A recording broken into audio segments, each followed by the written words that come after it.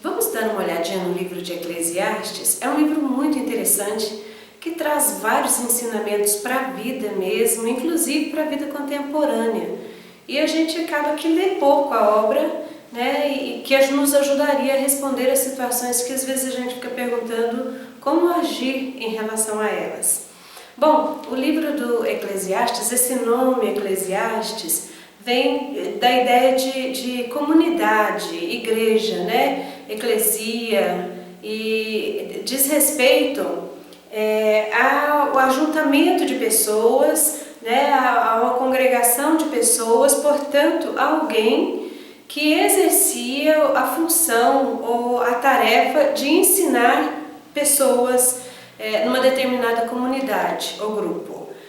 Por isso que muita gente traduz Eclesiastes como pregador, né? O trabalho do pregador, de mestre e daquele que ensina, né, grupos e pessoas.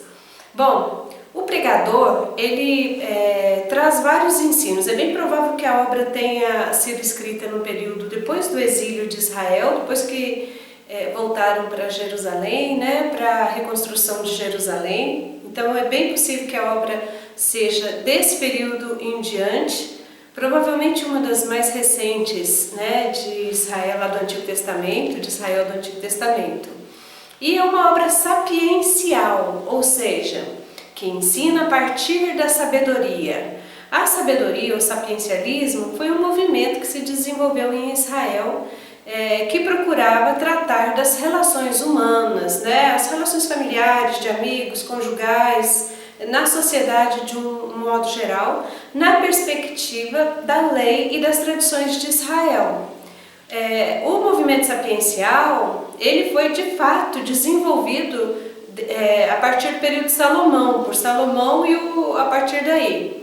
Mas já desde antes de Salomão, desde o início de Israel, eles usavam e praticavam a linguagem e a forma de pensamento sapiencial, porque aproveitaram, assimilaram também muito dos outros povos que já tinham as suas formas de sapiencialismo, ou seja, de linguagem, de pensamento e de prática sapiencial. E em Israel também houve esse tipo de aproveitamento, principalmente da forma, só que tendo como diferencial o ponto de partida, de certa forma, que era o temor do Senhor, né? Que era o conhecimento de Deus. Então, a sabedoria de Israel tinha esse diferencial. E assim também a gente entende o Eclesiastes, só que ele provavelmente está num período um pouco mais avançado desse movimento sapiencial e já trata de problemas provavelmente relativos às situações de sua época e respondendo a questionamentos da sua época também.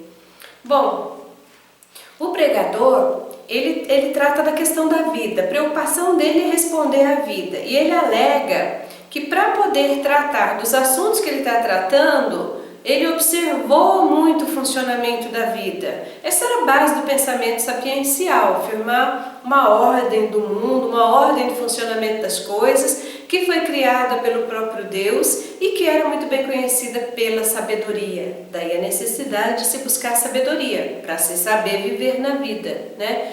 A sabedoria em Israel não era exatamente aquele acúmulo de conhecimentos, nem de intelectualidade, mas era muito mais um acúmulo de experiências, ou seja, saber viver a vida, saber observar a vida, saber observar o funcionamento das coisas e, de acordo com essa observação, saber então decidir bem, né, e viver bem no seu tempo presente. Este era o foco principal dos textos de sabedoria.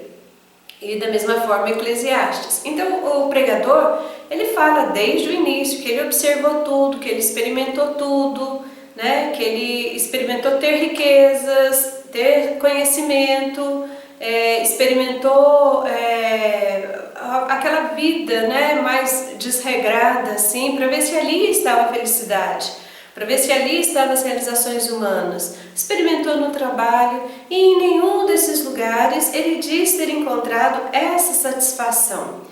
E daí que muita gente o tem por pessimista, justamente por isso ele fala tudo é vaidade, todas essas coisas são vaidades. Ele está querendo dizer com isso que nenhuma dessas coisas por si só são suficientes para trazer a felicidade humana. Nenhuma delas pode ser a finalidade da vida. Elas são só meios diversos, né? E ele alerta, porque muitas vezes nós trocamos a ordem das coisas e priorizamos o trabalho, priorizamos o estudo, priorizamos as riquezas, a diversão, muito mais do que a própria vida. E esquecemos que essas coisas são meios para a vida. São formas, né, de você buscar uma satisfação maior na vida. E muitas vezes ele diz, nem trazem isso. Você pode acumular muita riqueza, ele diz, né, e achar que nisso está a sua felicidade. Nisso vai estar o seu sossego. Trabalha a vida toda em função do acúmulo de riquezas, dizendo vou me aposentar como um rico. E aí sim vou poder aproveitar a vida. Mas existem várias questões que ele coloca. Por exemplo, essa busca desenfreada pela riqueza causa muito cansaço. A outra coisa, você também acumulando riqueza, tendo dinheiro, muito dinheiro, vai ficar preocupado dia e noite em como manter esse dinheiro. Porque depois que a gente desenvolve um estilo de vida, é muito difícil se desapegar desse estilo de vida. E também as pessoas que aprenderam a viver ricamente, quando perdem o dinheiro, ficam desorientadas, transtornadas. E ficam também o tempo todo preocupadas para ver se o dinheiro está rendendo, se ninguém está roubando, se ele não está perdendo aquilo que acumulou. Sem mencionar também o fato de que muitas vezes, para esse acúmulo do dinheiro, para trabalhar em função disso, a gente acaba desprezando coisas que realmente têm valor na vida. E depois, quando chega na velhice, tem bastante dinheiro no banco, mas não pode aproveitar a juventude, já não tem mais força, já não tem mais energia, não tem mais ânimo de comer, e nem pode comer alimentos caros, ou então alimentos gordurosos, ou que dão prazer, aquela coisa toda, já não pode mais, já está cansado para fazer longas viagens. Ou seja, o aproveitamento daquele dinheiro é mínimo e muitas vezes se perdeu parte da vida em função daquilo. Momentos que poderiam ser momentos muito felizes. O trabalho da mesma maneira. Então, ele condena de certa forma também o trabalho que tem um fim em si mesmo, o trabalho desgastante, o trabalho opressivo, né? Você trabalha e nunca pode ter o fruto do seu trabalho. E o acúmulo do conhecimento também, essa busca desenfreada pelo conhecimento, da mesma maneira como se busca riqueza, porque o conhecimento na realidade é uma outra forma de poder. Ele é bom, né? Mas o que o Eclesiastes diz é que tudo tem a sua medida. E temos que entender que o mais importante, pelo menos na compreensão dele, é a vida que temos no mundo e as relações que temos no mundo. É a família, são os filhos, né? São os pais, são os amigos. Ele orienta em relação a isso. Não adianta você acumular riquezas e depois não ter quem chore no seu velório. É isso que ele diz. Uma pessoa acumulou muitas riquezas, teve até muitos filhos, mas se não tiver quem chore no seu velório, né, nada disso adiantou. Melhor seria que nem tivesse vivido, diz ele. Ele quer dizer com isso que a gente tem que aprender não só a valorizar, mas a cultivar as relações, né? É como se fosse uma planta que tem que ser molhada todos os dias. Então tem que se cultivar as relações, todas elas. E dedicar tempo, isso envolve dedicar tempo a elas. Isso envolve pensar a respeito do assunto, observar, né? Estar juntos também.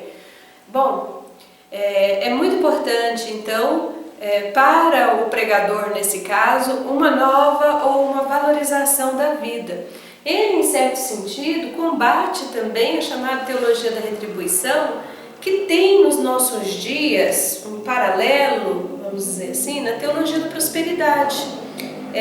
aquela preocupação, né, em não só acumular riquezas, não só em acumular dinheiro, mas como relacionar isso a Deus também, dizer que a vida com Deus é uma vida que pode gerar riqueza, como se esse fosse o objetivo da vida cristã.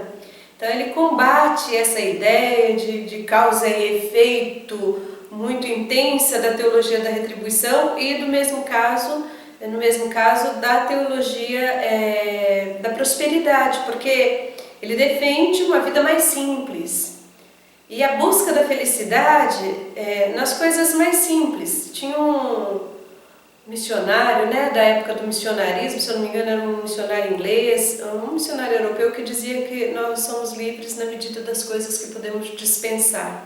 Sempre gostei muito dessa frase, desse ditado dele, né? E é verdade, né? Então, um estilo de vida simples, ele é menos cansativo, menos doloroso, é mais desapegado e nos leva a ter tempo para aquelas coisas que realmente são importantes, né? Que são os laços familiares e de amizade que a gente desenvolve ao longo da vida. E também dá tempo da gente parar no caminho e olhar para a estrada, né? Em volta da estrada, se livrando daquela corrida desenfreada para chegar até o final, né, do jovem que nasce, a criança que nasce e desde cedo tem a vida programada já e tem que fazer cursos e tem que fazer atividades diversas, não pode parar, tem que desenvolver a mente, tem que ser estimulada. Então para isso vai fazer inglês, vai fazer dança, vai fazer natação, vai fazendo tantas atividades, não tem tempo para brincar, não tem tempo para ficar com a família, com os pais, para curtir a casa, não tem tempo para isso, nem para bagunçar a casa tem tempo, né? E cresce, fica adolescente e na cabeça dela vai sendo incutido toda vez que ela tem que ser a melhor da turma, tirar boas notas, tem que avançar, estudar muito, porque ela precisa ter um futuro brilhante. Quando é adolescente também, que curso você vai fazer, que vestibular você vai fazer, e essa correria danada, e eles ficam estressados e correndo atrás de tudo isso. E quando está jovem, a mesma coisa, né? Já está lá numa faculdade, e quando vai terminar a faculdade, quando vai vir o mestrado, o doutorado, o que você vai fazer, que profissão vai exercer, já está fazendo estágio, já está exercendo a profissão, e essa cobrança, quando vai casar, quando vai ter filhos, essa cobrança constante.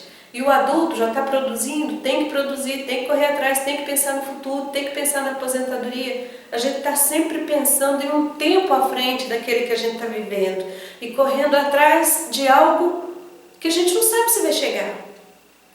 E deixa passar as belezas do caminho, não é parar de caminhar, mas é caminhar com mais tranquilidade e enxergar a flor, enxergar a pedra, enxergar a árvore e as pessoas que estão caminhando conosco.